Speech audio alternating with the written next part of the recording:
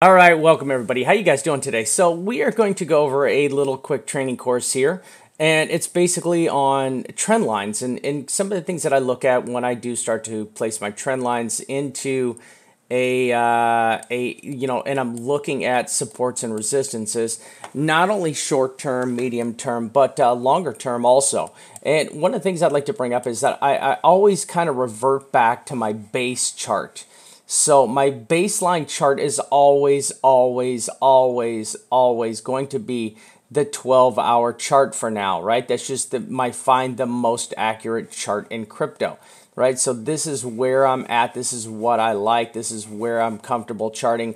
And I start my baseline off at the 12-hour chart, right? So what we're going to do is we're just going to look at some of the fiction and fact of the fiction or the falsehoods and the facts of trend lines and some of the things you've been told or you heard or you might not, you might know, you might not know, right? False. Trend lines are only at the top and the bottom of a price trend. That is completely false. There's actually trend lines built in anywhere, multiple places in trend there's so many. Look, there's one. I mean, and I can find them so quickly, right? Look at this. Tap, tap, tap, tap, tap. Right? It's so easy. There's trend lines everywhere. And these trend lines that are hidden inside of the price action show, historical support and resistance zones based on what I feel is based on the cyclical movement of the price action and or the RSI action. And that's you can also go into the RSI one that we just did, the bubble chart one, and the bubble chart one gives you a great explanation of that. But one of the things I like to do is I like to find trend lines inside of the price action also. And there's just a good example of one. And I bet just kind of peeking, we can probably rip out another one. There you go. Look, tap, tap, tap, tap, right? It's just that easy. It's that easy to find these trend lines that are built into this price action. You can see how historically you just keep getting these recurring touches of a trend line, and now these go up and down. There's no reason that you can't go up and or down with these, right? So you got a little touch there, touch there, touch there, miss there, touch there, miss, and finally a touch, right? So you can always find these trend lines both in your upswings and your downswings, so for support and resistance. All right, trend lines don't work. Clearly here you see that these trend lines clearly work. You just got to be a little bit ahead of the curve. You got to be a little smarter when you're placing your trend lines, right? And we'll show you that, and this is one of the things why it's always better to lay your trend lines out a little longer when you're getting into your price action like this, right? So when I'm squeezing down in my price action, you kind of want to be, stretching that out like this, right? You want to be looking for, all right, where's my touches here, right?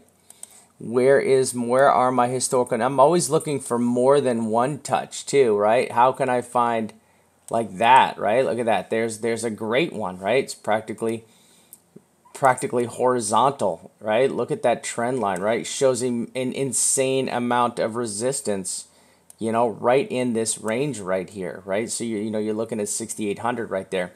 And then once you start digging into these trends, you can see that as you get closer to a trend line, you really want to have the ability to kind of reach out and say, okay, where is this headed? Where could this possibly be headed? Right? See if this helps me, right? That kind of helps me right there. All these touches right there, right? That touch right there. This helps me right here. I like this, right? And look at this, chopped off the top of that wick, chopped off the top of that wick, chopped off the top of these wicks. So once again, working as a support, right? Working as a resistance. Okay, support and resistance, I should say. And this is one of the most important things, is just being able to get in, and you can just set yourself up one chart that's your trend line chart, right? Now, the thing I like to do combine with my trend lines is I like to combine Fibonacci, and we'll get to that in a little while, okay? But first of all, so trend lines don't work. Trend lines clearly, you can see, show a pattern of consistency with support and resistance. Trend lines only work on RSI and price action. You see a lot of people using the RSI and the price action for their their trend lines, and this is great. You know, it is very, very helpful. I have to say these are the two most commonly used trend lines I would look at on that people are using. Trend lines are, so they use it on their RSI, they use it, but it also works on MACD. It works on almost every single indicator out there, right? And you can just take some time, go out there, and just start throwing some trend lines on your charts. I mean, you'd be surprised. The trend lines are hidden everywhere. All right, and then you just start, yeah, see, like violation. All right. Okay. The next thing is the more trend line. The more times a trend line is tested, the stronger it is. That is a falsehood. Okay, that is not true. The more times an area is tested, the weaker it actually gets. So the more times you bang on that door, you eventually bang that door down and are able to run through it. So this is a falsehood. So it is not true, right? So look, this top trend line has been tested 3 times, right? It's held every single time. That makes it weaker, right? Now this bottom trend line has really only been tested twice. So I would expect for this to still be tested one more time as you move into this narrowing wedge right here, right? The facts, trend lines are everywhere, which you can clearly see. Trend lines are valid support and resistance, which I've just showed you. The more trend lines, the better. When you get, you see the top and the bottom trend lines, that's awesome. Usually that's more of an indication of helping you to define a pattern, like a wedge, a pennant, a flag. I like to use trend lines to identify patterns, right? And that's going to be a different video. The more times a trend line is tested, the greater chance of its breaking. So this is I like to look at it the more times, and the price action is really what shows you that.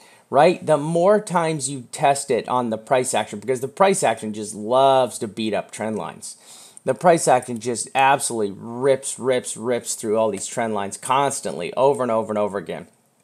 And this is one of the things where you really get a good understanding of what is called a dead cat bounce, right? So I use trend lines and or historical support lines to determine, what I see as a dead cat bounce, right? And that's a dead cat bounce is anytime you hit a strong support area, you will get a bounce off it. Now, believe it or not, you can also do that in the reverse, right? So here you come up and you hit this heavy resistance line right here. Look, you hit this resistance line. This was a dead cat bounce. It just bounced in the bearish direction, right? You came up here, bam, bounced off, bam, bounced off, finally broke through. So you can do it for the inverse also. A dead cat bounce just doesn't have to be from the top side down where you're looking for a dead cat bounce down. Right? Now, dead cat bounces are something that are also important with trend lines, because when you see the dead cat bounce here, right, it does make a relevant pattern area of what you can then try to predetermine as a area where you will look for support and resistance from. So you'd start, like if I see this dead cat bounce right here, I am now looking, okay, where did this dead cat bounce, where did this correlate from?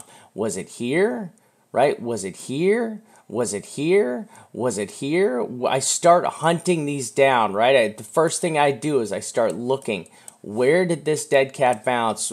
How did this all of a sudden become relevant, right? I start hunting this baby down like this, all right? Was this it right here? These two touches? Was it this touch right here?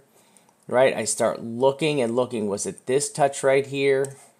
Right, and then you just gotta kind of keep digging until you finally find where this dead cat bounce was relevant to you in your price action. Okay, like that. Was that it? So one of the other things with trend lines, another fact is you can use closes or wicks, but try not to use both, okay, in the same try not to use both in the same trend line, right? trend line. Try not to use both of them in the same trend line, okay? So I wouldn't go up here and dig in and be like, okay, this makes me feel squishy if I use a close here but a wick here. You shouldn't do that. You should use two closes, right? Two body closes. So what you're going to do is you're just going to pull that down to a body close, right? So you want a body close. Oh, also, be in log. I also like to use log, okay? So we're going to add this up here and scroll up. Use log. Okay, so there we go. We got log up. So now we have our log up. So now we're going to look. Like we're going to try to find body close, body close, body close, body close. Look at that. So there you go. You're pretty close on these body closes right here.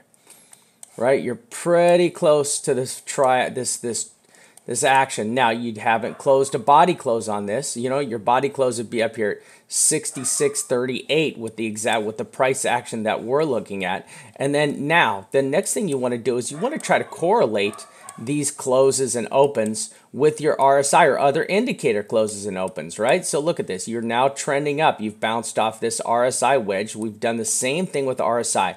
We've noted our 3 top touches that were all rejected, actually almost 4 top touches that were all rejected from this same area. And now when you're looking at this, one of the things you need to understand is that your technical top might not always be your technical top, right? So look, this one actually missed this trend line. This is on the trend line. So, you know, it's crazy because this looks like it's just a little bit higher, right? Little bit higher right there, right? They're really close. They're super close, right? And these trend lines, these tops don't always have to be the exact top or bottom of a trend. You can sometimes, you know, as the price action goes lower, you know, you can actually have a higher price action with a lower RSI, right? And that would be considered divergence. So so that is one of the things you're always trying to measure is, okay, where is my RSI in accordance in my trend lines of my RSI in accordance to my price action trend lines, and I'm looking, is this higher or is this lower? Now, where is my price action relevantly and correlated to this? What percentage is this compared to what percentage is this? And that's one thing I always like to do is I always like to say, let's take a look at this. And I like to go in and see what was my price action here, right? My price action was pretty much a 45% swing, right? And then I'll come down here. Okay. 200 and some percent, 280% swing. And then, you know, you can just kind of start to peel this stuff back and you're going to go from here. Oh, that's not what I want. From here to here. Okay, now all these are basically just Fibonacci. I'm just using my measuring tool. All right. So you can see the narrowing band that's occurring with this trend line. All right. And I'm probably going to take that one.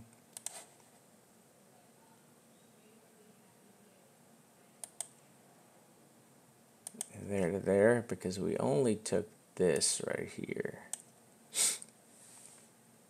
Okay, so you can see the narrowing band of this trend line and how it's working not only on the price action as the price action continues to drop down, but you can also see a correlation between the RSI, right? And here, the first thing I notice is that the price action is dropping precipitously.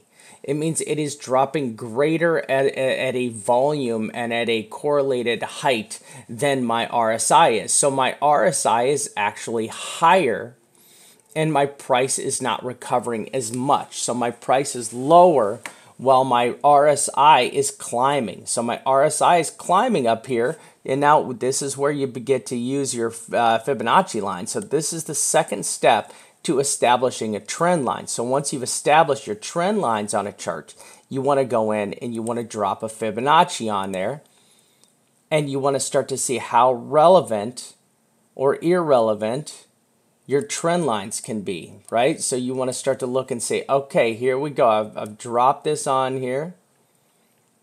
Now we're going to start to look for relevance on our trend lines, and did we get stopped everywhere? So there's one.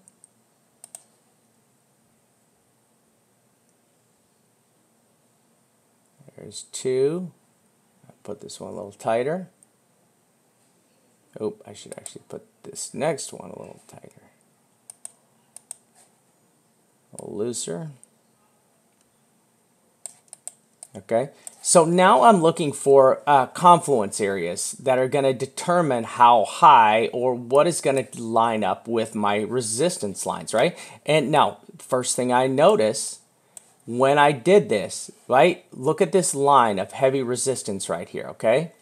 Of all of the areas, you have two areas that are stacked up super deep, right? My super deep first area is right there, right? And that's so easy. Look at that. I mean, we just, you know, you've got your 236 and your 382 lined up from two separate Fibonacci lines, right? Those then come down here and they're going to start to look at you. You start to see all the confluence that runs along here. Now you can start to dig into this and find all the trend lines that also correspond. Then the second line I see is this right here, right? So now I've used my trend lines to first establish a grid pattern, right? And now we're going to go ahead and we're going to grid this out a little bit more because I want to see how these supports and resistances are working inside of this, right? So I'm going to try to hunt this down the best I can. Let's see here. Right, wicks to wicks. Yeah, I don't like that. I like that. I do like that. Let me see. Let's see what else I like here. Right, and you can go way back. So I'm going to pull this baby way back here.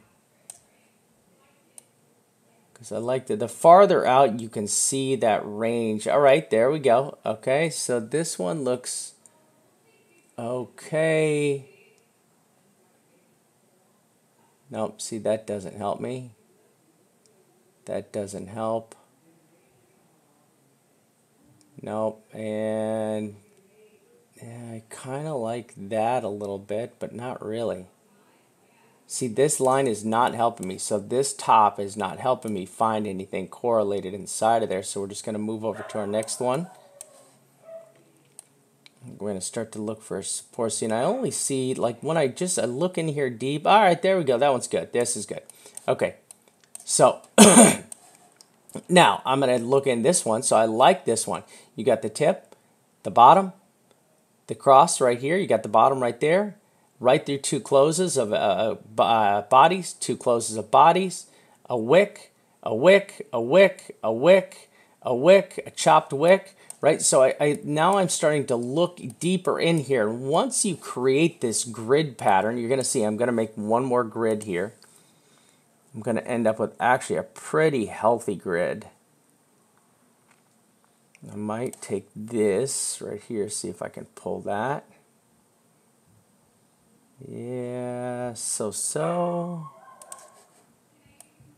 if I can pull this.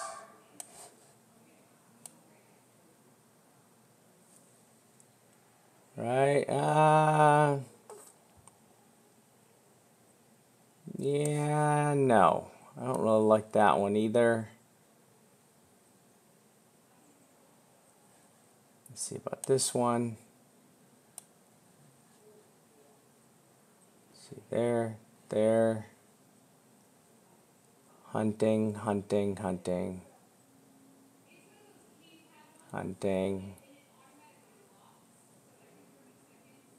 And let's see here. Yeah, I like that one.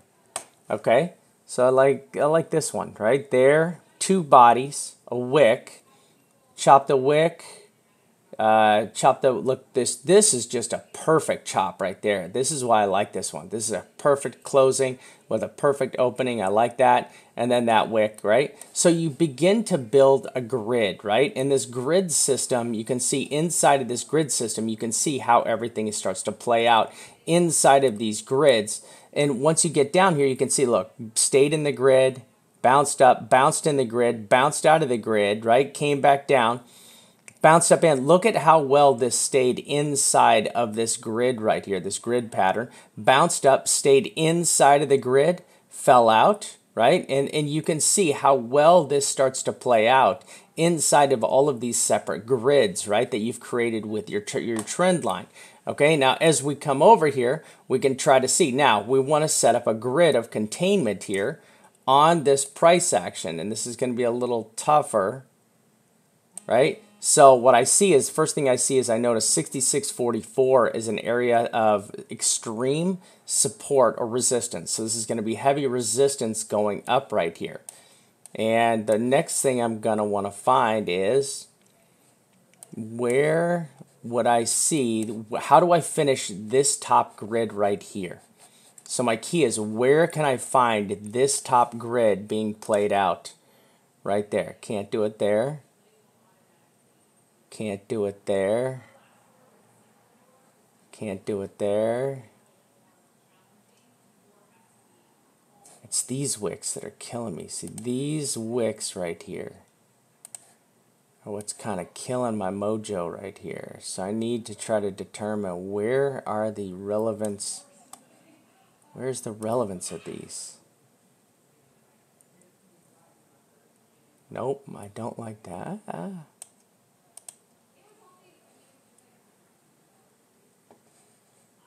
No, I don't really like that. No, I don't like that one. So I need to determine where the top of this grid is, where that's going to come from. So let's back up a little further. Okay, so we're going to back up to here. All right, there we go. I like that. And then we're going to do this one.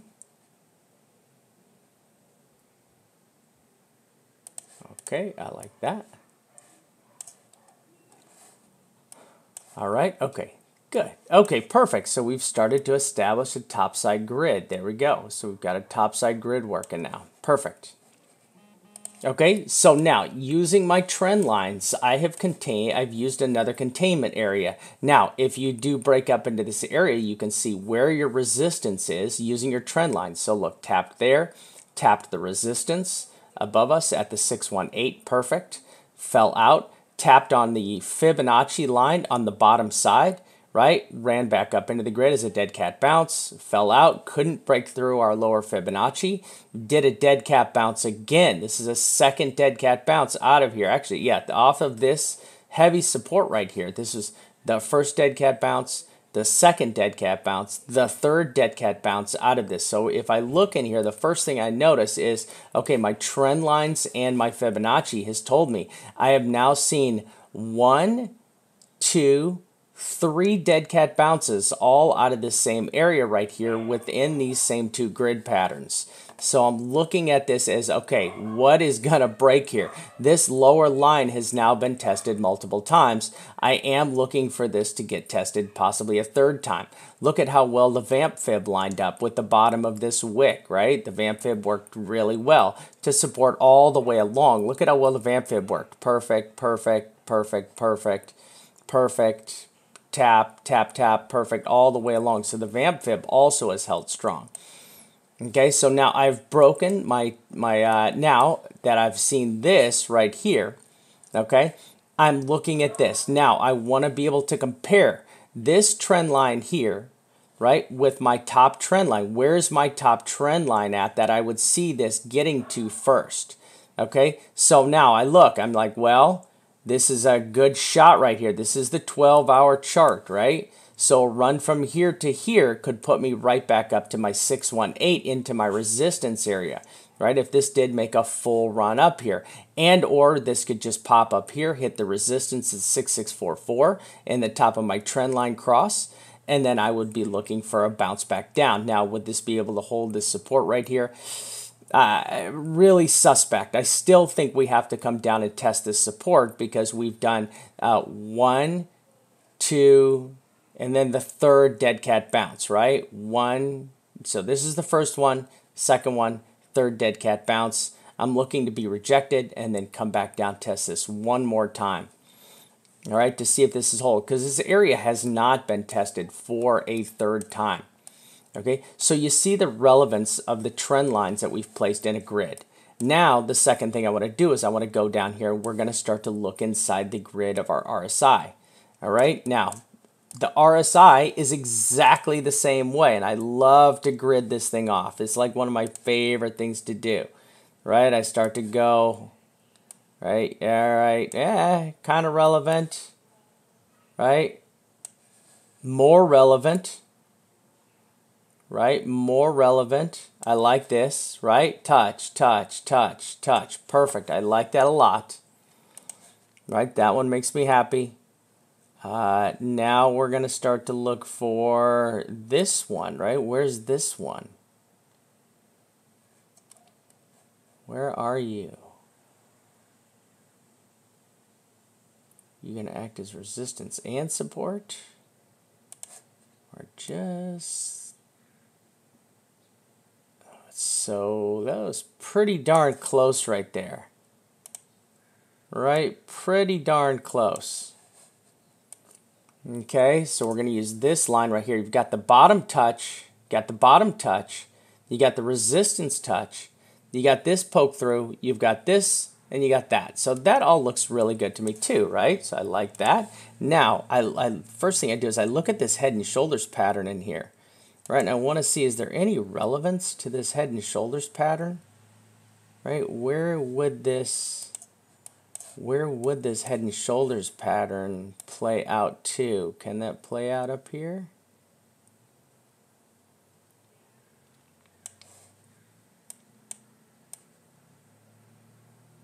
That might be a little on the high side right there.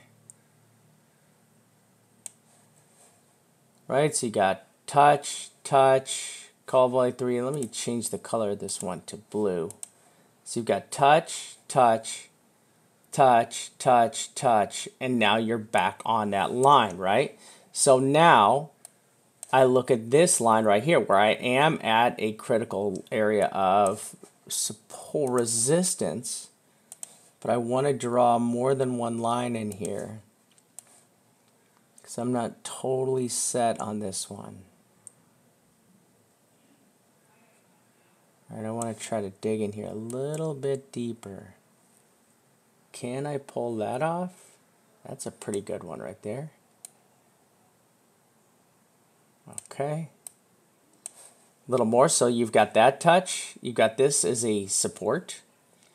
Got that as a resistance. You got that as a resistance. All right, there we go. I like this. Now, if I looked at this, I would actually look up here and I would say, hey, this area right here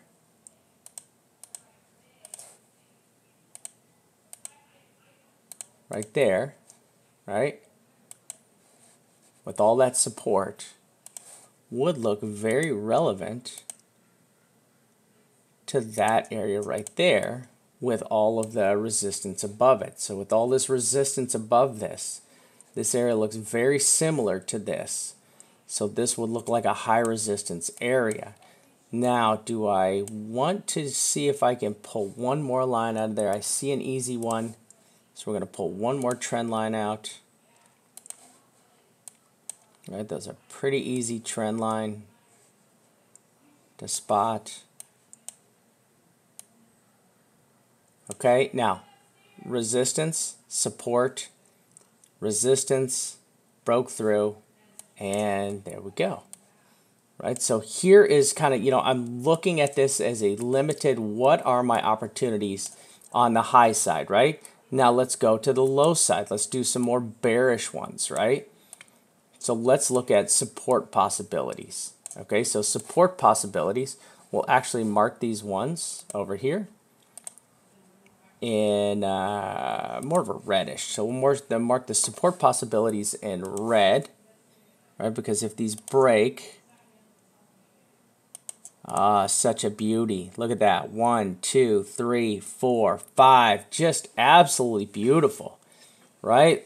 Gorgeous, gorgeous little trend line. I mean, that should make you, just looking at that baby makes me excited, right? That's great support line right there. Great support line. So we see this support line's been tested 1, 2, 3, 4, 5, 6, 7 times. Support has been tested and held 7 separate times. Just right there in that line. We're going to switch this one over to a red. Okay, so now we know exactly where we have some just absolutely amazing support. We're going to dig in one more time. I want to go see if I can find one more relevant line off of this. Right, is there anywhere in here? Yeah, really close. Right? I would say that's so close, right? Look at that. So you've got the touch at the bottom, touch, touch, touch. Okay. Now, when I line up with this area way over here, okay, here is 2 things that I have to take into account with this trend line, okay? This said that over here was some sort of a quasi-bottom, which it clearly wasn't. So this was not the bottom. The first thing I do is I look up here and say this was a false bottom. False bottom. We then had follow-through that brought us to our true bottom, right? 5,700, right? This was our true bottom here. So our true bottom we're going to mark in green because this was our bottom at this point, this stage. So then I want to go over and I want to correlate this here, right? So now this true bottom is very important because you want to start to find where does this correlate with? What line does this correlate with? Right? And this is the first thing I find. I find that.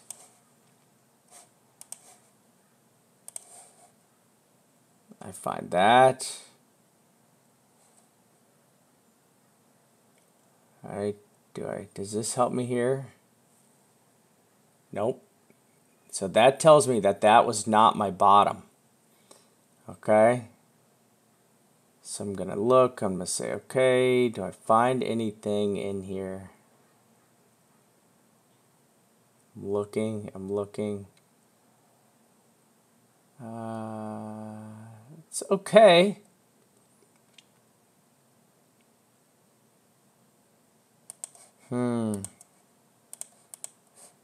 So if this is my true bottom, I am looking for a correlation of a second true bottom.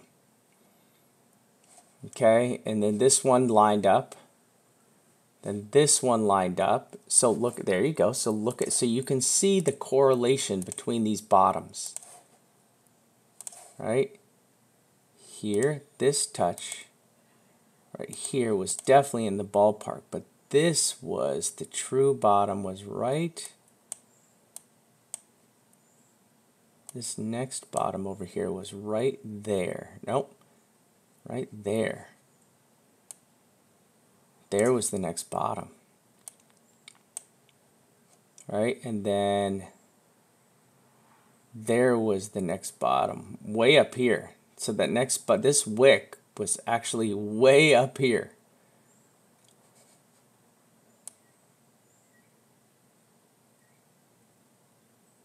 Right? This bottom right here.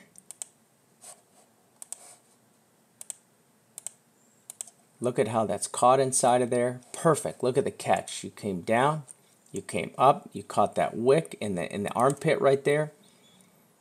And now we're going to use this area, which is right here. See, this is a really tough one because it's right in here. It looks like it's right there. So there's the bottom to that. Pull that down there. I'm going to run one more bottom line to this bottom.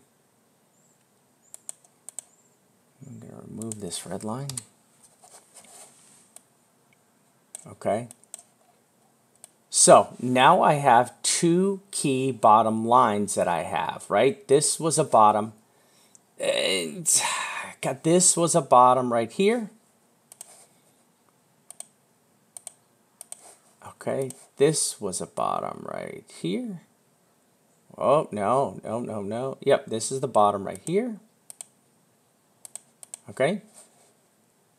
So now the first thing I'm looking for is a follow-through bottom.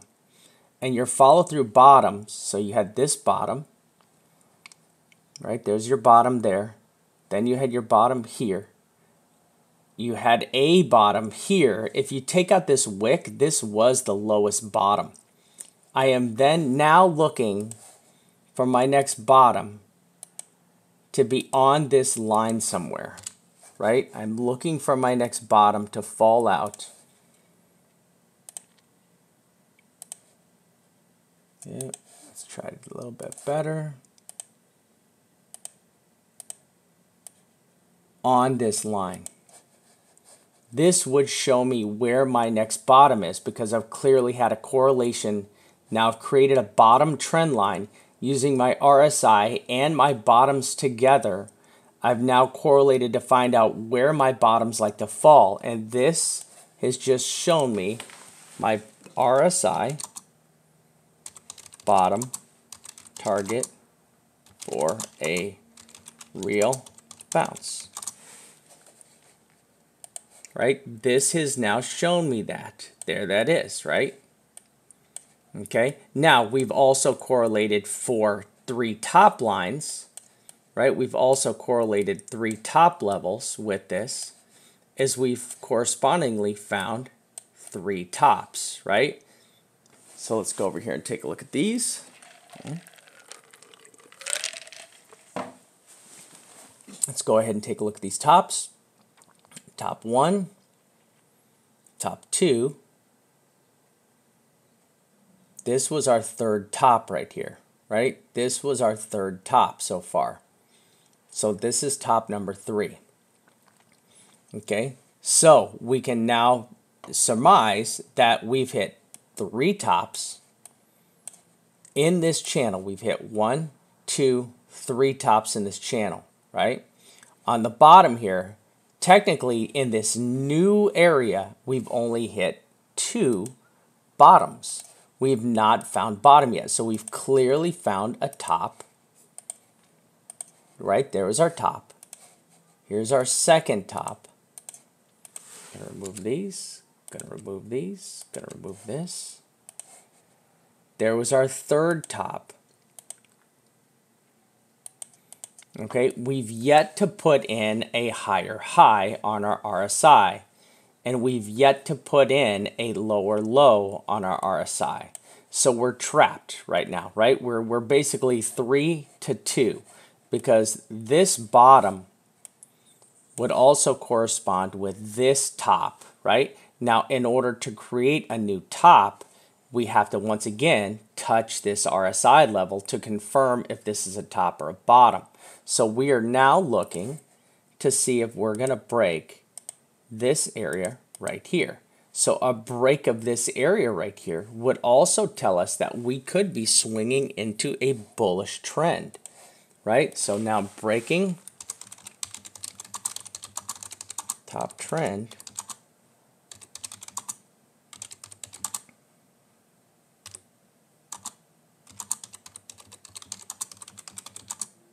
would equal a bullish trend, okay? And in the same correlation, right, now we'd have to take the existing bottoms that we have, which is this one, this one, this one, right, which is this line right here. So we're going to do a little arrow here.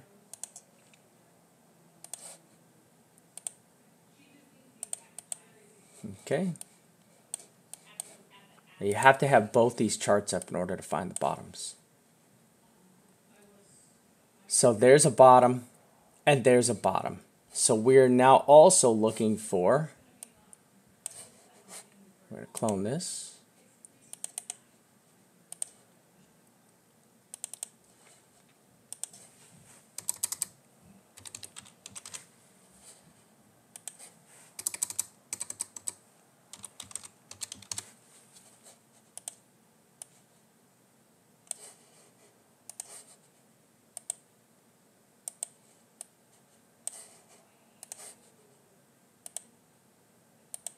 Actually, we're going to do this. We're going to turn this one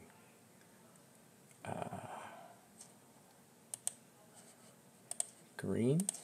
Okay, so now that we're trapped inside of this channel, we're in a channel within a channel now using our trend lines.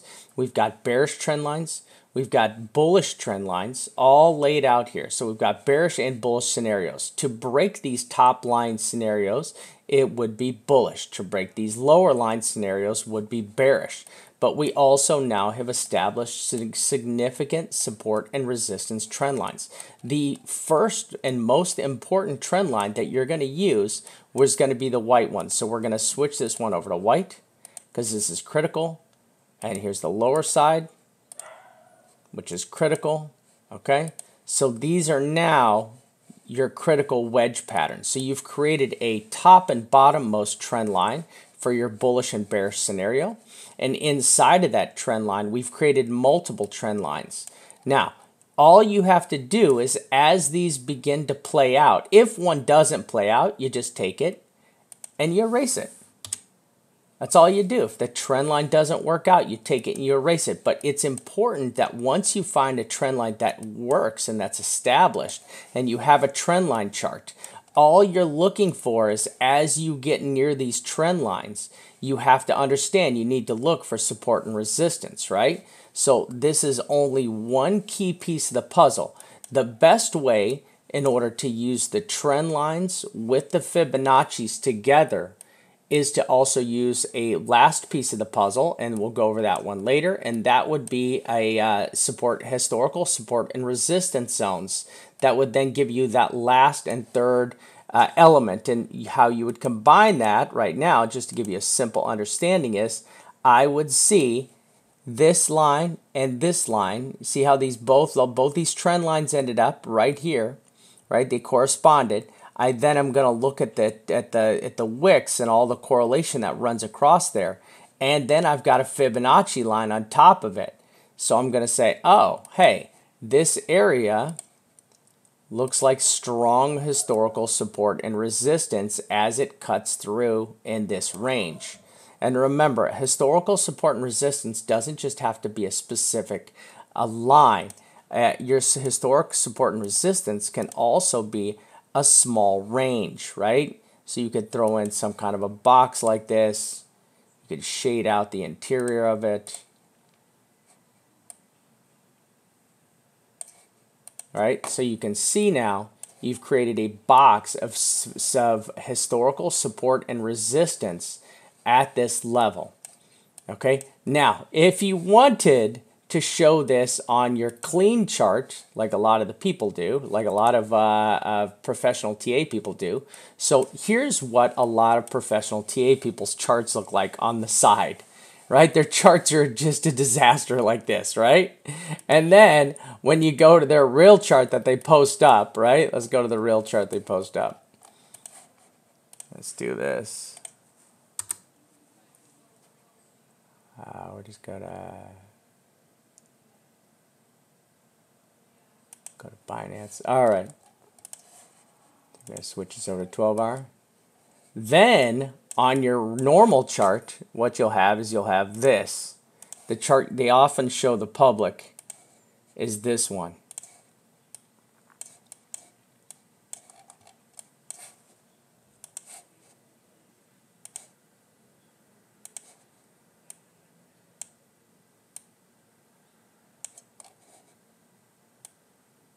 Oh, Jesus. Binance one did. Oh, there it is. Sorry. What the hell's wrong with my damn trend lines here? There we go. And hold on.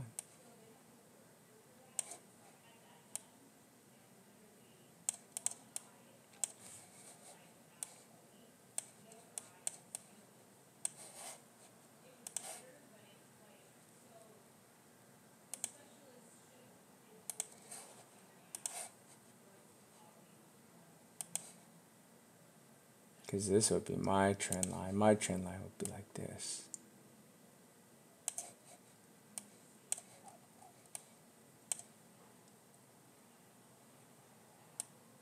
I like this a lot better right there.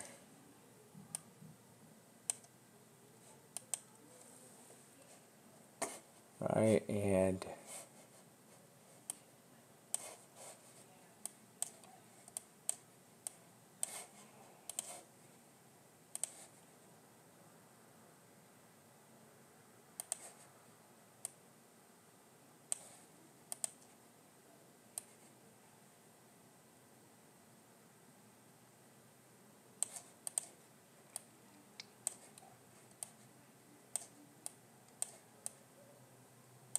okay, there would be my localized.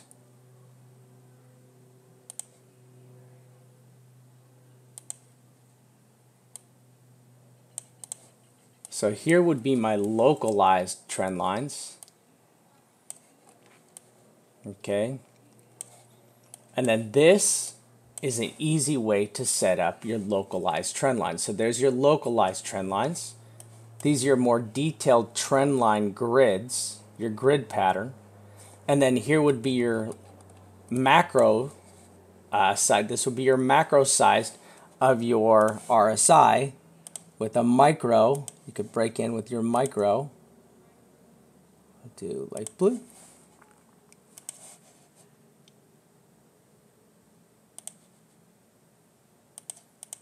There's your micro, right? So let me change this color here, blue, blue.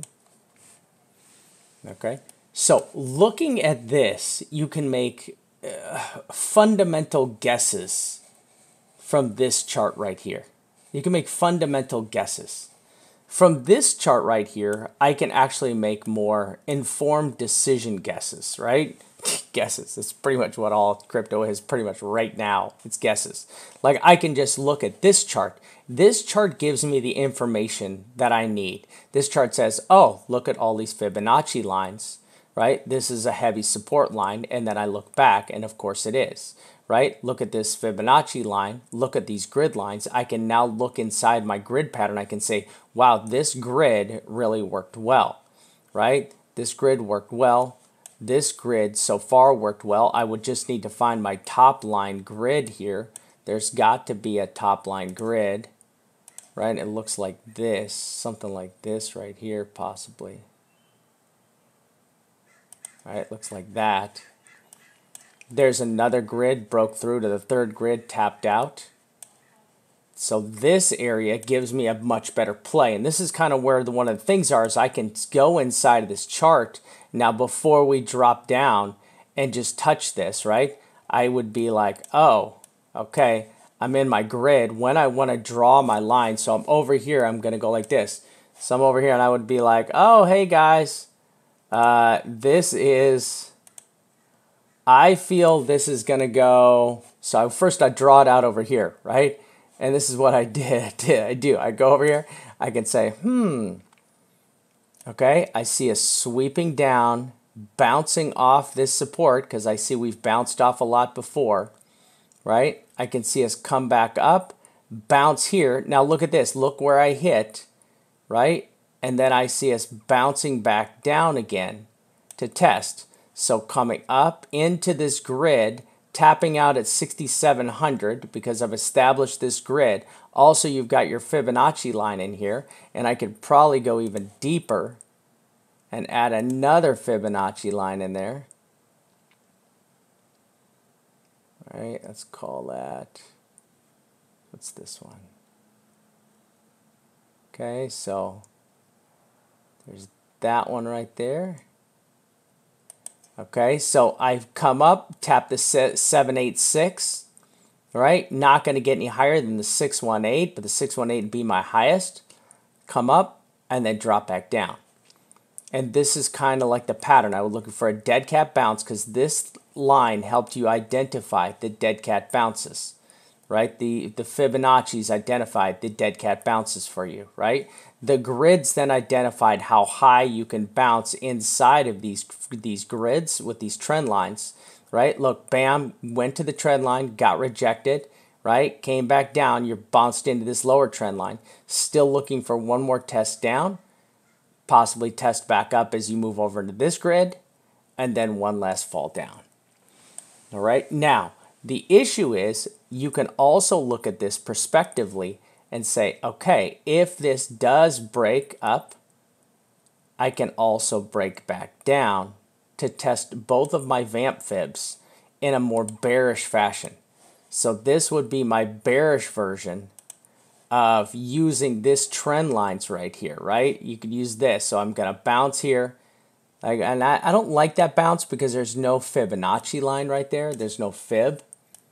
So I would like to get up there. I would like better to get up and tap a Fibonacci line before. Look, we landed on the 618 perfect. Couldn't penetrate the 618. I would like to get up here. You know, you can see this, but I still think we need to fall down for this dead cat bounce. Dead cat bounce, dead cat bounce, dead cat bounce, dead cat bounce, all inside of this one grid. All right, playing off this grid and these Fibonacci's. I would look for one more touch, possibly. And if it does go up, it's just going to get trapped here and get knocked back down. And then one more push up, possibly, and down and or down. Now, my low side targets are pretty easily to establish, right? With this grid, it's so easy now. I can say, hey, everybody, look, I'm looking for these low side targets right here. I'm looking for my vamp fib. Look at, I've got the 382 and the vamp fib both stacked with a trend line, right? So I could say, hey, you know, here's my targets for a low side. My first target is going to be this area right here, right? Which is going to be the 382. 6,400. My second target 6,350. My third target's going to be the trend line at 6,300. Right now, if we fall out early, I've got a bunch of bunched fibs right here, perfectly bunched fibs right on a 236, 236 and a vamp fib. Right, so I would say, hey, my low target right here is 6,250. 6,250 region right there, 6,250-ish, 6,250, 6,270. That would be my low side. Okay, so it's pretty easy, and you would go ahead and mark that up. Just pull that up just a little bit. But this is how I can use my trend lines and my trend line boxes in order to draw my arrows, right? So let's go back and let's see if this can actually work on a higher time frame. Right, so we're going to go back. I'm going to squeeze this up.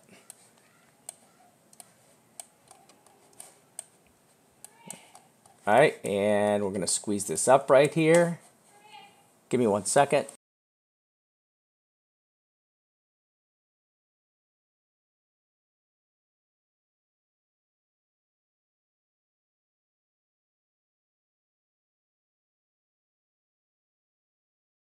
All right, so we're just going to draw one more last line, and then I am done here.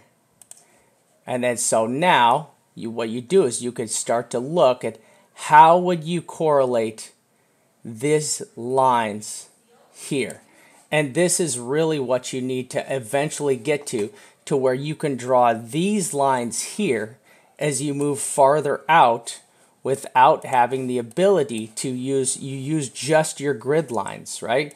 So you're going to come here, you're going to say, okay, where am I going to play out here? I like this pattern, down, bounce up, into this range, and then bounce out, right? And this is kind of how I would play this out. This is how I would play this out. It's harder for me to pull all the way up here because now I have to look, where's my next grid line up? And my next grid line up would be insanely high. So my next grid line up would be up here. I would have to say, okay, I'm going to bounce here, here, and then there. Right? So you see how well this works out to where you can now create, using your grid lines, how high you can actually bounce and how low you would bounce. So you can also use this as a reflection of how low you could bounce because now you've drawn this fib line. So once again, let me go back and let me delete these. Sorry. Get these off here. Right? Now I can also use this to say I'm going to go down, come up, go down, come up, go down, right? You see that? Because now we'd have to say, okay, well, how do you know that's going to bounce there? I'm going to have to pull another trend line in here and find another correlation of where this would actually bounce, right? There, right? got your Fibonacci's. So I would be looking at something like this, right?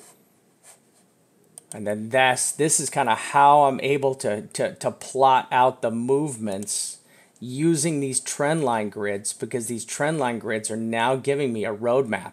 They're like turning signals. They're like street signs, right? That's all they do is these lines turn into street signs for the future. And I say, I'm thinking here, bounced up here. It's going to be, I just think we're going to something like this, right? The other option is here, there, there, and there. Something like that. Right? And then you see, you just are using your grid lines in order to play your game. Right? Because that's all it is. It's just a game. Just a game. And that's it. That's my trend lines. That's how I use my trend lines and grid to plant out and to plot out future movements that I feel. Like I can sit here and say, okay, I think it's going to be extremely impossible to get over 7,029. Right? Super hard. Like it's going to be hard. This range up here would be an easy, super high, top. This is like super hard. Right? This area right here, super hard. 68, 60, just stacked. Right? And I bet I could dig into this and find another area of support and resistance that correlates inside of that area. All right, and then we get this over here, and there's that. Then I would just do this, plot that out like that. Right? Just perfect. Boom, boom, boom. Right? And there again, it gives me a good target for a high side target right there. All right, so this is kind of how I play this out. Now your chart, your main chart could be this. It doesn't mean that you need to show this to everybody, but this could just be your trend line chart, right? And then when you want to show people what your thoughts are, you just show them this chart, right? This is what most TA people do. Most TA people show you this because nobody wants to teach you this. People don't want to show you how they can find all these support and resistance zones and grids. All right, thank you guys all so much, and that's all I got.